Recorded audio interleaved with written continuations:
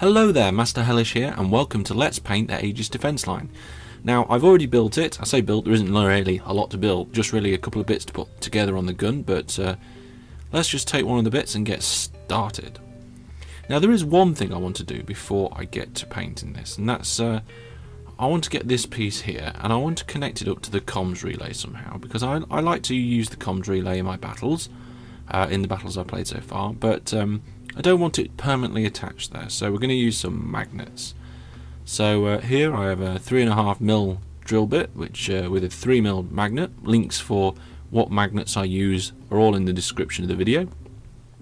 And there's already a hole in the back of this unit, so just to make it a little bit wider, dab a little bit of super glue in there, clean it up, and I'm using a weapon that I use as my master key. I always have a master key of which one goes which way for most things.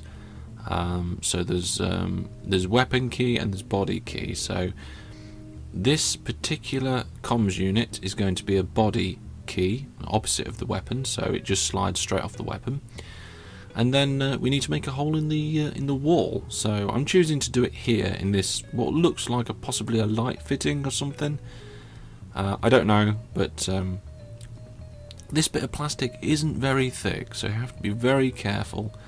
Do it bit by bit if you're going to do this, otherwise you could end up just go straight through it. Once I'm deep enough, again, just a little dollop of super glue. Try not to get too much in there. If I do get too much, I just dab it out with a little bit of tissue. And then I'm using the comms unit to determine which way round to get the magnet, because the last thing you want to have to do is have to reverse the polarity once you've glued it in place. So just sliding that in there, making sure it's flush. Well, I'm going to use some of the liquid green stuff now just to finish off these two little magnet bits. I'm going to take some on the end of a old paintbrush, and I think I need some new liquid green stuff because mine isn't very liquidy anymore, but once it's pushed in, I'm just going to clean it up with my fingers, make it quite smooth as I can for now, and I'll leave that to dry. Now once it's dry, we'll give it a test, and yeah, that all works fine. No needing to reverse the polarity, so we can get started with the painting. I'm going to start with some of the steel colour, the silver colour, and I'm just going to do the bullet holes on the particular front here. Now later on we're going to use the same colour on the metalwork, but first of all I'm going to get some of the blue. I'm going to just fill in all the panels with the blue. And this is going to be a very simple painting scheme. There's not going to be massive amounts of detail, there's not going to be massive amounts of weathering. It's just a nice, simple, plain job of getting it sorted, and then maybe later I think I might revisit it. Maybe put some weathering on, maybe some extra bullet holes, scorch marks, etc. But we'll see about that later. I just want to get this up and running. So covering all the panels with blue, and then coming across back with the silver on all the metal parts around the edge.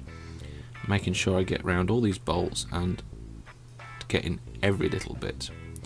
Now this didn't really coat too well. I didn't undercoat this at first because I'm using base paint, so I didn't feel the need. But the steel did need a little bit more of a coat. I went over it again with the brush and I just tidied it up, and yeah, it seemed to work quite well. And then I did the same for the gun, so I just painted most of the panels blue. You can see here I'm just putting on the first bit of the silver and all the way around, and once I've put a little coat on there, I'll just go over it quickly and make sure that get a nice even coverage, because that paint just for that particular silver colour doesn't cover very well on these surfaces. And the same on the gun. I just I've decided that the barrels I'm going to just put a bit of silver on, and also the ammunition parts. I'm probably not going to go to town on this. Same as the wall, I'm going to keep it simple for now, and there's a possibility I might upgrade it later with some more painting, but just finishing off the silver, and there we go, that's where it goes. I'm not going to glue that on, I'm just going to leave it And then I'm going to completely cover the comms unit with the silver.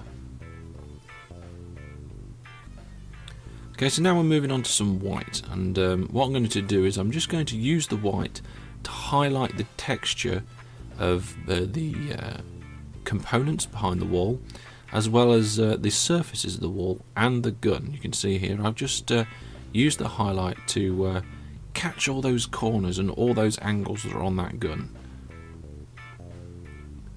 So here we go.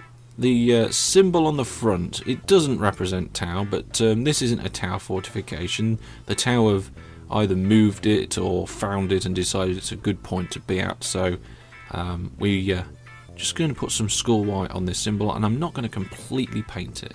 As you can see here, I've left them slightly unpainted just to give that texture feel.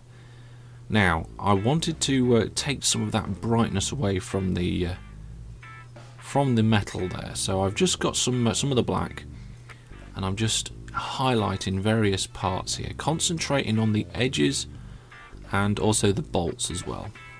And also you get a little bit on the main surface of the metal, and it does make it a little bit more dull, which I think is much better.